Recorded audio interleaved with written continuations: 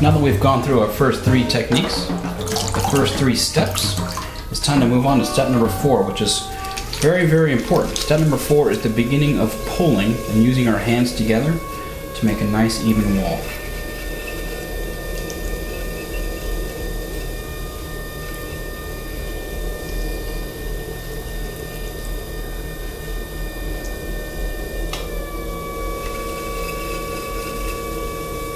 Remember, never open the hole to get to step number 1 unless it is perfectly centered.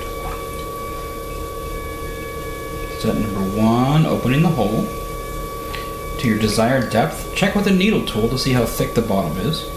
Step number 2, make a hook, pull straight towards 6 o'clock. Stop and hold, let the clay catch up. Don't forget, step 2.5 really is compressing the bottom.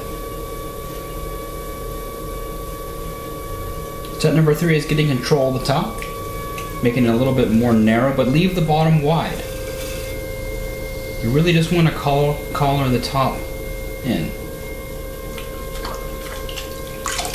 Now this is the beginning of pulling. We're perfectly set up to pull. We're going to be using our right hand on the outside, right here around 3 or 4 o'clock.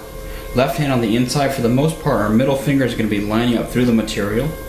When it's thick, like it is now, I use a sponge in between my fingers. I like to have my 4 fingers wrapped around my thumb with this kind of pointing away from me. It's very important to have your middle fingers lining up. I like to use these 2 together on the inside. I do progressively slow down at this point. It's also really important to stay down low, so I'm going to keep my fingers really steady. I'm going to reach my thumb over and I'm going to push down with my right hand, and the wheel's probably turning 8 to 10 times before I ever actually pull. I'm going to go ahead and show you what this looks like. My hands never went up the side. I see a lot of students move their hands up the side a little bit early. You can see here it's a little bit thinner at the very bottom. This creates a well where I can go ahead and pull this material up. Basically, I'm creating some sort of well that I can just move up, and the cylinder is going to get taller. Let's get back to that point.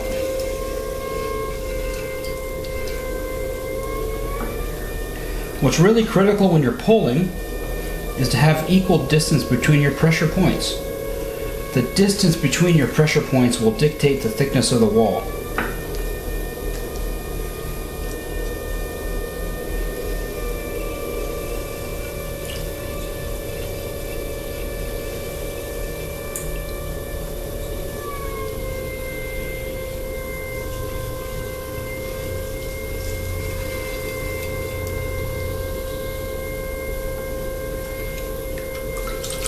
So remember, I want to be here at 3 or 4 o'clock.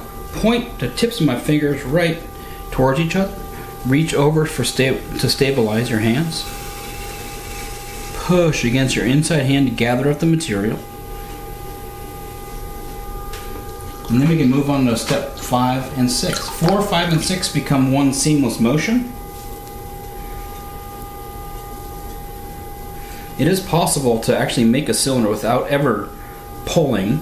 So I can just move my fingers up. It's definitely thicker above here, and I can go ahead and squeeze in one spot. I can move my fingers up and squeeze in one spot. I can move my fingers up where it's thicker and squeeze again. You can see how the material is moving up.